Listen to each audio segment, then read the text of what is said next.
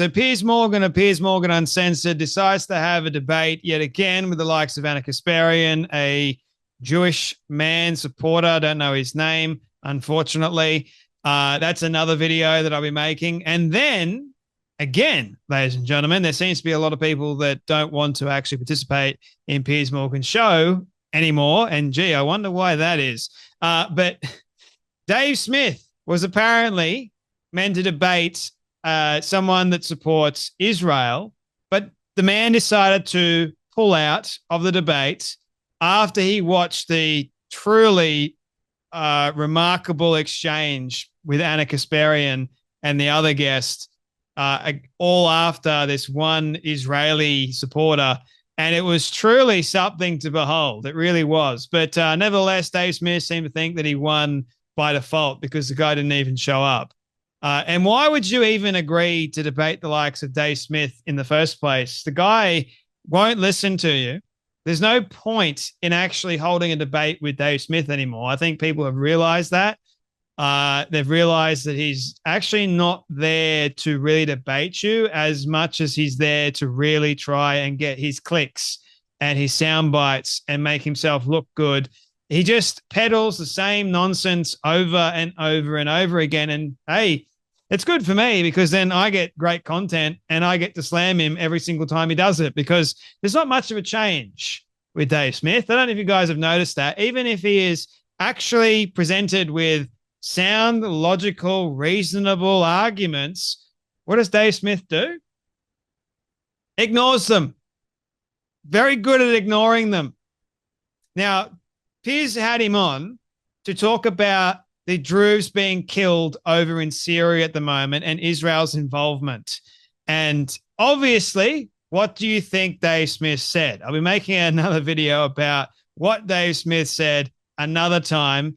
But today we're going to focus on a little something that Dave Smith believes that Israel is committing over in Gaza at the moment. And that one thing is genocide. Now, here's the thing. They're not committing genocide in Gaza at all. And even the New York Times, even though it took them a long time to write an article about Israel is not actually committing a genocide in Gaza, also Tommy Robinson came out with actual facts to say that Israel is not committing a genocide in Gaza, even though Dave Smith goes in this video, which you will see in here for yourself, that the South African court, I believe it is, had a plausible argument, but it wasn't confirmed.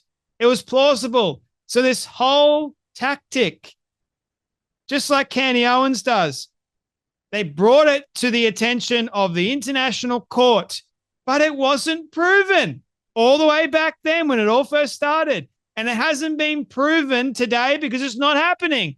But they're latching on the straws, ladies and gentlemen. It could be plausible. It could be. So look over here for a moment, people. Believe me, it could be possible, but it's not actually happening. There's a difference between reality and peddling nonsense and trying to exaggerate.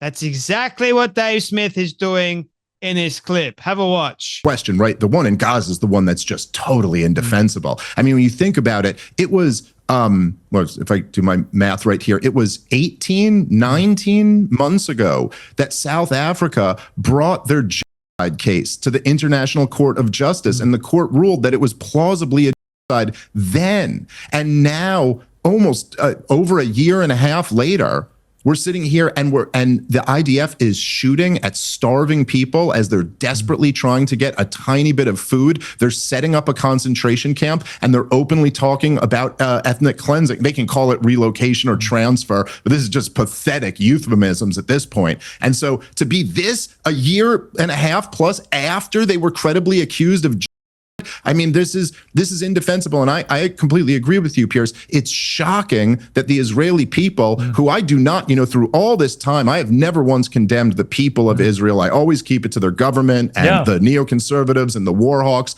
But I am shocked because there are good people in Israel. And it's shocking that they're not like morally appalled by this, particularly given the history that us Jews have and how connected to that so many Jewish people are, that they'd be on the other side of this.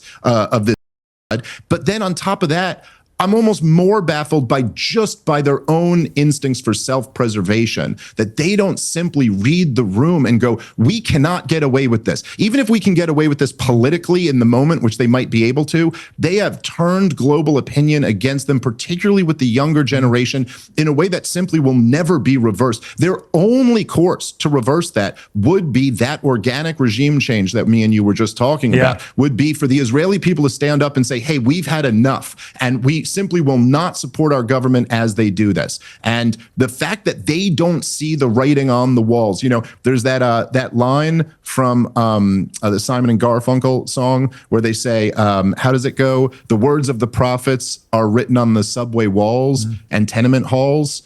There's, look at that, Piers. You're probably more connected to like the internet culture and the signals of the new media than anybody else. Look at the writing on the walls all around you. Israel will never be thought of the way that people in your generation and my generation thought of this when we were young. The victims of the Holocaust who went and set up their own state for their own independence.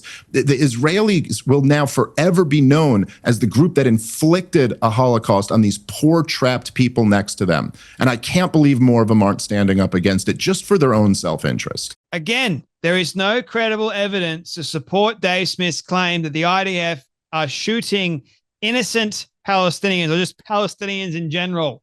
There is no credible evidence of that whatsoever. And all of the media outlets have had to make retractions. I don't know about you, but why do these people keep peddling lies that the IDF are these horrendous monsters that just want to wipe out Palestinians? Why do they keep peddling that? And Dave Smith saying, according 18, 19 months ago, South Africa brought it to the International Court of Justice, and they said it was plausible. Plausible, again, is different from actually, yes, it is actually happening.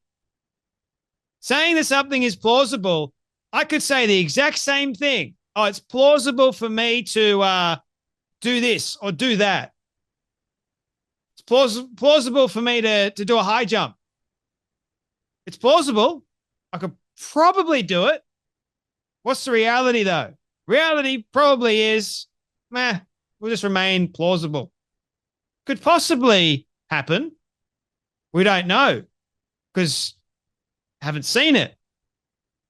And for the case of the genocide argument that Dave Smith wants you to believe, the whole argument of us defending Israel, you can't defend it, according to Dave Smith. You can't argue with Dave Smith. No, because Dave Smith's argument is all emotional. Oh, look at the people. I made a video about it today with Dennis Prager. The responsibility of the Palestinian people solely lies on Hamas, because they're the ones that started it. But to Dave Smith, no. How dare you? How dare you try and say that it's the Hamas's fault? It's definitely Israel's fault. He's absurd. How he goes, us Jews, like he's alluding to his Jewish heritage, I think. Oh, there's great Jewish people in Israel, and I'm appalled that they are actually not condemning what's going on. Well, maybe it's because they live very, very close to Gaza and they're not being fed a bunch of Hamas propaganda. Maybe it's they know exactly what's going on as to why they haven't condemned their own government or the IDF for protecting them. Maybe it's because they have lived through October 7th. Maybe it's because they've lived through hell for a number of years. Maybe that's the reason. maybe they're not actually dingbats like you, Dave Smith. Maybe they realize, oh, Hamas is not our friend. They're our enemy. And maybe they should release the hostages. Why haven't any of the Palestinian people told us where the hostages are? Maybe, just maybe, if you think outside of your emotional state for a moment, Dave Smith, you may actually come to believe that what you're thinking and what you're seeing ain't exactly the truth, eh?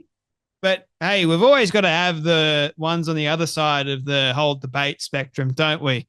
Got to always have people like Dave Smith that otherwise you wouldn't really have a debate. You know, you just have a one-sided echo chamber, I guess.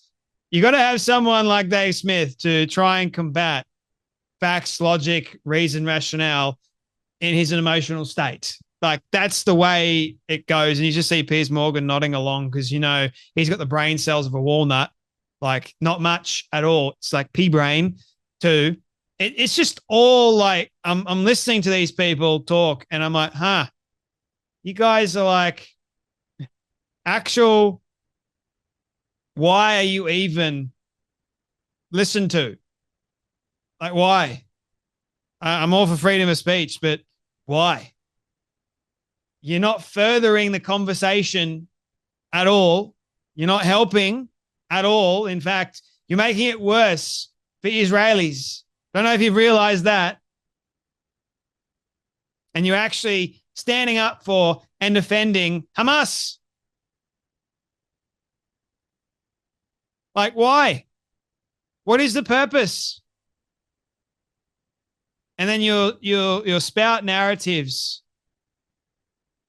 The credibility, a credible case that didn't eventuate. And they didn't actually come out and say that Israel is committing a genocide. Intriguing, isn't it? They want the narrative to be a certain way, and they're trying their very best to make it so. Anyway, that's enough from me, but you guys take care, be blessed, and I'll see you all in the next video.